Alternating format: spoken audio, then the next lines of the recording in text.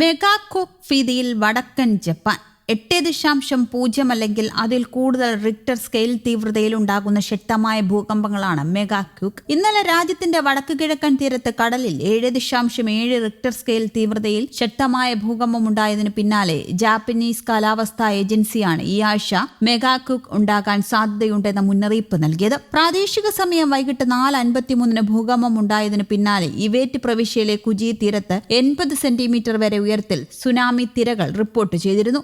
ിലെ സാൻഡിക്കു തീരത്തിന് സമീപം 19 കിലോമീറ്റർ ആഴത്തിലായിരുന്നു ഭൂകമ്പത്തിന്റെ പ്രഭവ കേന്ദ്രം. ഭൂകമ്പത്തിൽ മരണമോ നാശനഷ്ടമോ ഇല്ല. 30ഓളം പേർക്ക് പരിക്ക് റിപ്പോർട്ട് ചെയ്തു. ഹൈക്കോഡോ മുതൽ ഫുക്കുഷിമ വരെയുള്ള വടക്കൻ തീരങ്ങളിലെ 1,70,000-ലേറെ പേരോട് ഉയർന്ന പ്രദേശങ്ങളിലേക്ക് ഒഴിയാൻ നിർദ്ദേശം നൽകിയിരുന്നു. അതേസമയം മെഗാക്യൂക്കിന് തീരെ ചെറിയ സാധ്യത മാത്രമാണ് ഉള്ളതെന്നും പരിഭ്രാന്തി വേണ്ടെന്നും അധികൃതർ വ്യക്തമാക്കി. മെഗാക്യൂക്ക് അപൂർവമാണെങ്കിലും കടലിൽ ഇവ ഉണ്ടാകുന്നത് ശക്തമായ സുനാമിക്ക് ഇടയാക്കും. ലോകത്തെ ഏറ്റവും വിനാശകരമായ പ്രകൃതി ദുരന്തങ്ങളിലൊന്നാണ് ഭൂകമ്പം. റിക്ടർ സ്കെയിലിൽ ഉയർന്ന തീവ്രത രേഖപ്പെടുത്തിയ ഭൂകമ്പങ്ങൾ കൂറ്റൻ സുനാമികൾക്കും കാരണമായിട്ടുണ്ട്. അക്കൂട്ടത്തിൽ മറക്കാനാകാത്ത ഒന്നാണ് 2004 ഇന്ത്യൻ മഹാസമുദ്രത്തിന്റെ തീരങ്ങളിൽ നാശം വിതച്ച സുനാമി. അന്ന് ഡിസംബർ 26 സുമാത്ര തീരത്ത് കടലിനടിയിൽ 9.1 തീവ്രതയിലെ ഭൂകമ്പം ഉണ്ടായതാണ് ഇന്ത്യ അടക്കം നടുക്കി സുനാമിക്ക് കാരണമായത്. 14 രാജ്യങ്ങളിലായി ഏകദേശം 2,27,800 മനുഷ്യരുടെ ജീവനാണ് ചരിത്രത്തിലെ ഏറ്റവും വിനാശകരമായ പ്രകൃതി ദുരന്തങ്ങളിലൊന്നായ 2004 സുനാമി കവർന്നത്. 2011 മാർച്ച് 11 ജപ്പാനെയും അയൽ രാജ്യങ്ങളെയും വിറപ്പിച്ച് റിക്ടർ സ്കെയിലിൽ 9 തീവ്രതയിലെ ഭൂചലനം ഉണ്ടാവുകയും തൊട്ടുപുറകെ 40 മീറ്റർ ഉയരത്തിൽ കൂറ്റൻ സുനാമി തിരകൾ ആഞ്ഞുവീശുകയും ചെയ്തു. സുനാമിയുടെ ഫലമായി ഏകദേശം 20,000-ഓളം പേരാണ് അന്ന് ജപ്പാനിൽ മരിച്ചത്. സുനാമി തിരകൾ ഫുക്കുഷിമ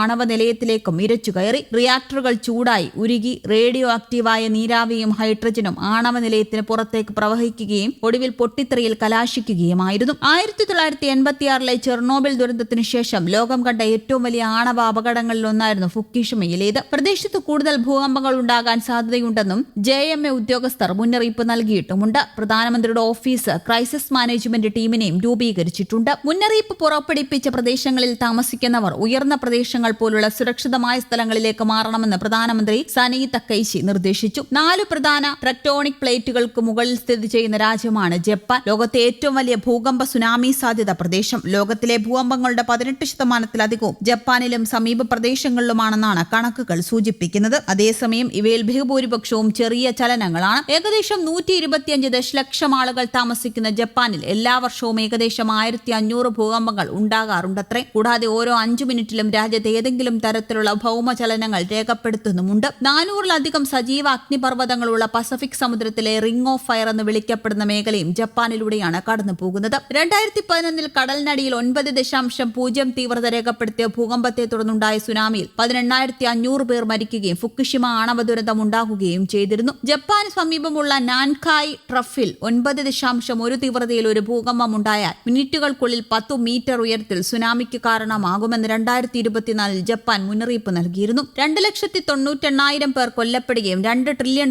വരെ നാശനഷ്ടമുണ്ടാവുകയും ചെയ്യുമെന്നും അന്നത്തെ മുന്നറിയിപ്പിലുണ്ടായിരുന്നു. എന്നാൽ ഒരാഴ്ചയ്ക്ക് ശേഷം JMA മുന്നറിയിപ്പ് പിൻവലിക്കുകയും ചെയ്തു. ഏകദേശം 900 കിലോമീറ്റർ നീളമുള്ള ഒരു അണ്ടർ വാട്ടർ സബ്ഡക്ഷൻ സോണാണിത്. ഇതിനു താഴെ യുറേഷ്യൻ ഫലകം ഫിലിപ്പൈൻ കടൽ ഫലകവുമായി കൂട്ടിയിടിക്കുന്നു. 2025 ഡിസംബറിൽ ജപ്പാനിലെ കിഴക്കൻ തീരമായ ഹോൺഷു ദ്വീപിന് സമീപമുള്ള അമോറിയിൽ 7.5 തീവ്രത രേഖപ്പെടുത്തിയ ഭൂകമ്പത്തിന് പിന്നാലെ മെഗാകോക്ക് മുന്നറിയിപ്പും ജപ്പാൻ കാലാവസ്ഥാ ഏജൻസി പുറപ്പെടുവിപ്പിച്ചിരുന്നു. ഡിസംബർ 8-നുണ്ടായ ഭൂകമ്പത്തിൽ 70 സെന്റിമീറ്റർ വരെ ഉയരത്തിൽ സുനാമി തിരമാലകൾ ഉയരുകയും 40-ലധികം പേർക്ക് പരിക്കേൽക്കുകയും ചെയ്തിരുന്നു. എന്നാൽ വലിയ നാശനഷ്ടങ്ങളൊന്നും റിപ്പോർട്ട് ചെയ്തിരുന്നില്ല. അതിനിടെ മണിപ്പൂരിനെ പിടിച്ചുകുലുക്കി ഭൂകമ്പം 5.2 തീവ്രത രേഖപ്പെടുത്തിയ ഭൂകമ്പം ഉണ്ടായതായി നാഷണൽ സെന്റർ ഫോർ സീസ്മോളജി അറിയിച്ചു. ഇന്ന് പുലർച്ചെ 5:59 ഭൂകമ്പം ഉണ്ടായത്. കാംജോങ്ങിലാണ് പ്രഭവ കേന്ദ്രമെന്ന് അധികൃതർ വ്യക്തമാക്കി. ഉപരിതലത്തിന് 62 കിലോമീറ്റർ താഴെയാണ് ഭൂകമ്പം ഉണ്ടായത്. വലിയ നാശനഷ്ടങ്ങളോ ആളപായമോ റിപ്പോർട്ട് ചെയ്തിട്ടില്ല. മ്യാൻമറിൽ പുലർച്ചെ ഭൂകമ്പം ഉണ്ടായതിനു പിന്നാലെയാണ് മണിപ്പൂരിൽ ഉണ്ടായത് എന്ന് NCS വ്യക്തമാക്കി. മ്യാൻമറിൽ രാവിലെ 5:38 4.6 തീവ്രത രേഖപ്പെടുത്തിയ ഭൂകമ്പമാണ് ഉണ്ടായത്.